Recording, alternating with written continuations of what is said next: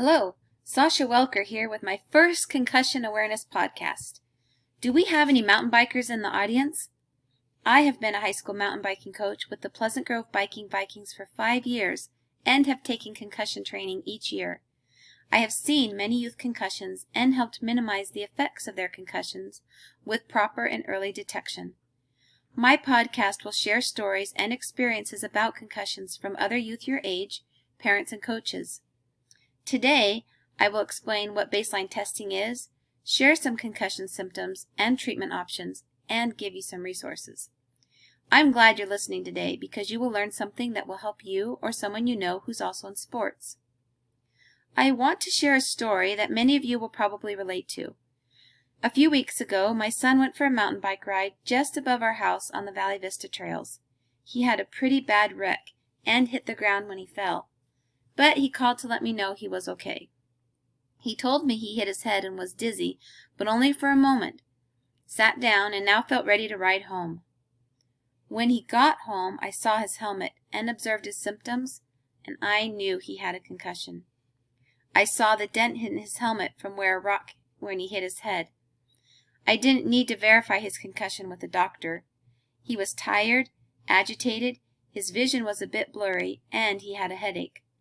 I told him, no TV, computer, or phone for 24 hours. He asked, what is there left to do? Rest, I answered. I know it's frustrating to only rest for 24 hours, but when your brain is shaken up inside your skull, the bruising and damage caused can only be fixed by resting. Complete rest. The longer you put it off, the longer your symptoms will continue, and the more chances your symptoms will return. I had both of my sons baseline tested before their mountain biking season began.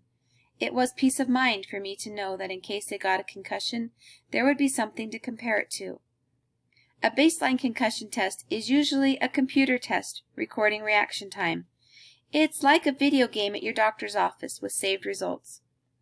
After a concussion, your doctor will have you take the same test and compare the results. After a concussion, your reaction time will be slower because your ability to think and process is affected.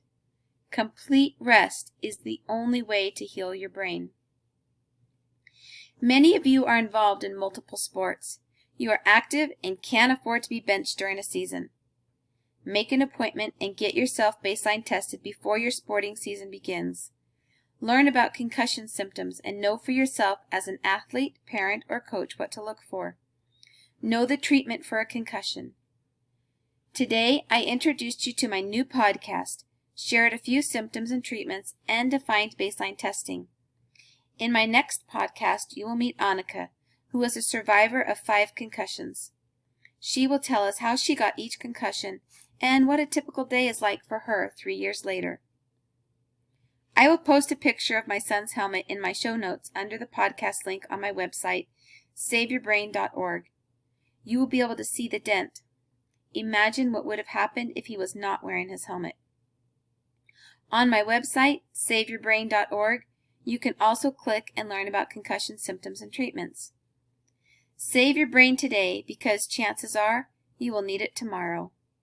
Thanks for spending a few minutes with me and listening. I hope you have a great day and score big. See you next time.